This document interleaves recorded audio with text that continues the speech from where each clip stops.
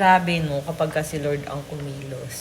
Yung mga pinambabash sa'yo ng mga tao, yung mga pinanghuhusga sa'yo ng mga tao, yun yung gagawin mong stepping stone para matupad yung mga pangarap mo sa buhay. Before kasi may basher ako, nung doon pa kami nakatira sa condo ni Nathan. So sabi niya, yan talaga pag kayang bumili ng sasakyan pero hindi maka-afford ng garahe. Ngayon, tingnan nyo naman guys. Ayan, pero yung Toyota Vios, nandyan pa rin. Ayan, binayback namin siya nung nagkaroon na kami ng pera. Ayan, makikita niyo yung ginagawang ito. So, ito guys, yan yung garahe namin. Ayan, pero hindi siya basta-bastang garahe kasi indoor siya. So, meaning, nasa loob yung mga sasakyan. Ayan, meron siyang underground. As underground is firing range. And second floor niya, or yung first floor pala niya is high ceiling na parkingan ng mga sasakyan.